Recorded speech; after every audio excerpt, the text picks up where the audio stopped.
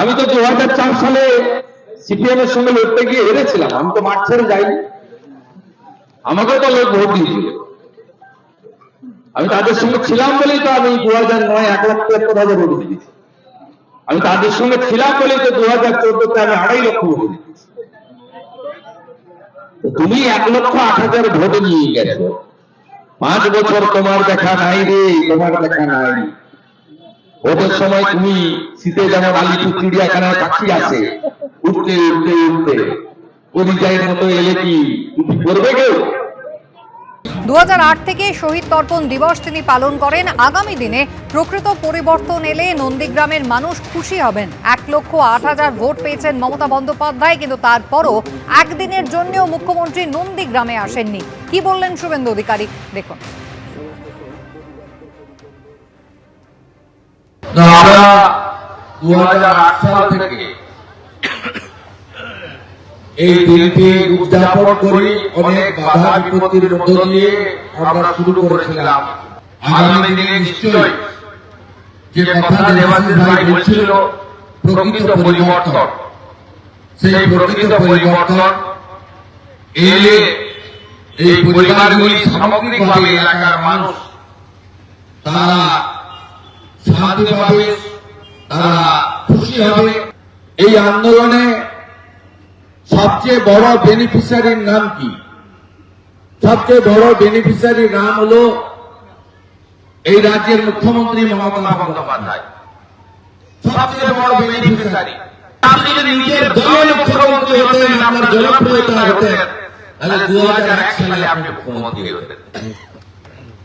আর নন্দীগ্রামের জন্য আপনি মুখ্যমন্ত্রী হয়েছেন, তাই আপনাকে 13 বছর অপেক্ষা করতে হয়েছে 98 সাল থেকে 2011 সাল। আপনি 1,08,000 ভোট পেয়েছেন, একদিনও নন্দীগ্রামে আসেননি গত 5 বছরে। নন্দীগ্রামের মানুষের খোঁজ নেননি, আপনি তাদের খবর রাখেননি। উল্টে কি করেছেন? আন্দোলনের নেতাদের নামে কেস তুলে দিয়েছিলেন। করেন তো নেই কিছু, আরো আন্দোলনের সঙ্গে যারা ছিল প্রত্যেককে আপনি বিপদে ফেলে দিয়ে চলে গেছেন। আমি তো 2004 সালে সিপিএম এর সঙ্গে লড়তে গিয়ে হেরেছিলাম। আমি তো মাঠ ছেড়ে যাইনি, আমাকে তো লোক ভোট দিয়েছিল। আমি তাদের সঙ্গে ছিলাম বলেই তো আমি 2009 1,73,000 ভোট দিয়েছি। আমি তাদের সঙ্গে ছিলাম বলেই তো 2014-তে আমি 2.5 লক্ষ ভোট দিয়েছি। তুমি 1,08,000 ভোট নিয়ে গেছো, 5 বছর তোমার দেখা নাই রে, তোমার দেখা নাই।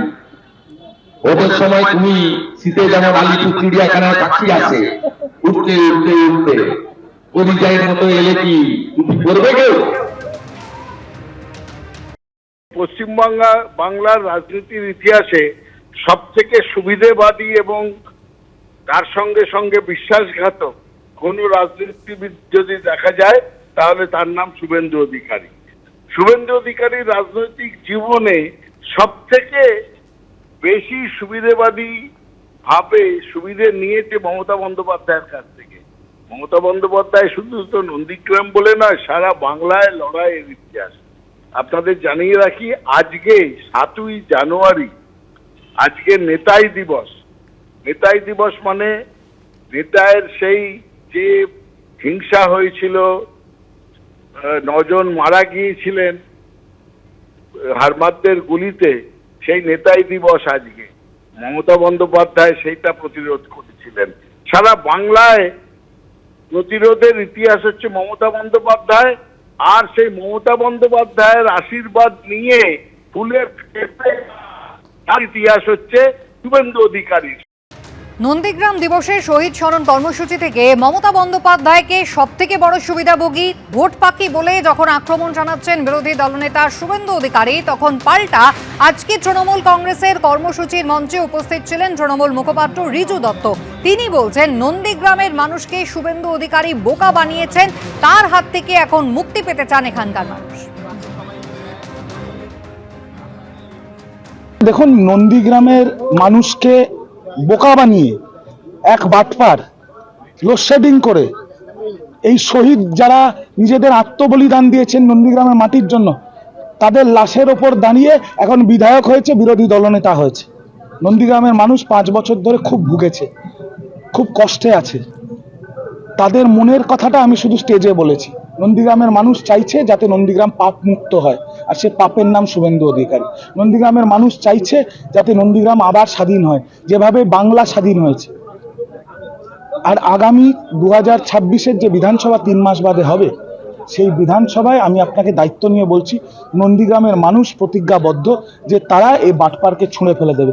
আপনারা ভাবতে পারছেন আজকে পবিত্র 7ই জানুয়ারি, যেদিন হারমাদরা গুলি করে খুন করেছিল এখানের মানুষকে, আর আজকে যারা খুন করেছিল তাদের গাড়ি করে সিকিউরিটি দিয়ে সিআরপিএফ নিয়ে এসকর্ট করে তাদের সেই খুনিদের নিয়ে এসে শহীদ বেদিতে মাল্যদান করবে। এর থেকে বড় অপমান কিছু আছে শহীদদের? এবিপি আনন্দ, এগিয়ে থাকে, এগিয়ে রাখে।